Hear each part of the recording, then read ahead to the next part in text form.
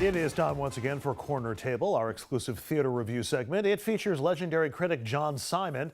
Simon wrote for New York Magazine for more than 35 years, and he's also written for the New York Times and the Washington Post, amongst others.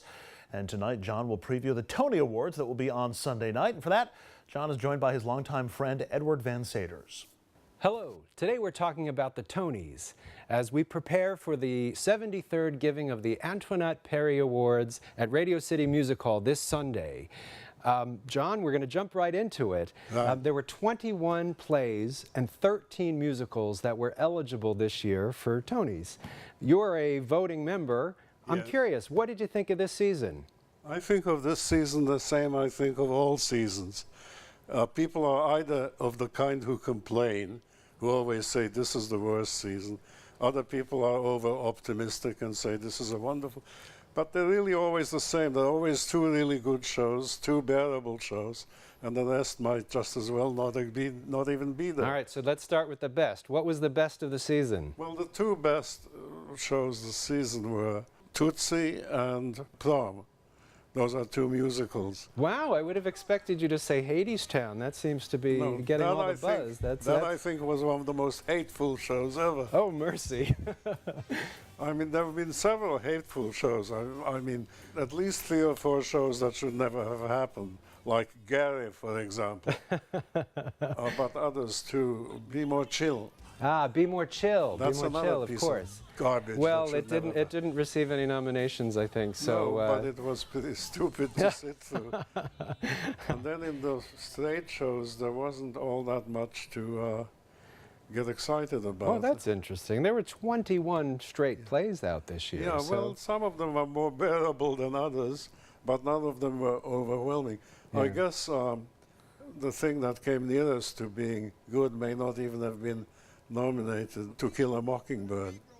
I think that was probably the best straight show we So that had. was a snub this year. Were there any other snubs that are notable from your point of view? What we need is more rather than fewer snubs. Yeah, well, there were some marquee names certainly on the play side. You had Bryan Cranston and Annette Bening and Laurie Metcalf and Jeff Daniels. Actually, I think all of those were actually nominated. I guess What the Constitution Meant for Me was one of the really good ones. Yeah. Were there any breakouts this year that of any individual performances that you thought, gosh, I really hope that this individual wins? Well, Brooks Ashkash, what a name he has. He does, he does. What he does for Prom is sensational. Without him, it would be an okay show. With him, it's a very good show. Because he really is extremely funny, and he can do things that other people couldn't get away with, and he can. What do you think of Beetlejuice, by the way? As little as possible. Well, it's one of the 5 shows that was nominated. I know. It doesn't justify it. All right, so let's do the speed round real quick. Who's going to win Best Revival of a Musical? There's only 2 entries this year. Well, Kiss Me Kate or Oklahoma? It has to be Kiss Me Kate. So you didn't care for Oklahoma very much? Oh, I think that was horrible. Putting a show like that needs the wide open spaces into a tiny box. Yeah. And with second-rate actors to boot.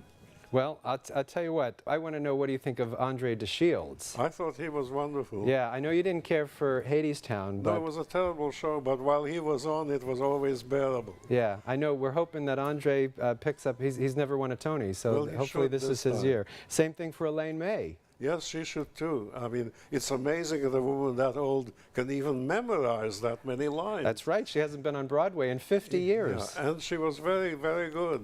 She did everything just right. Yeah. So what are you most looking forward to on Sunday night? I guess for it to be over.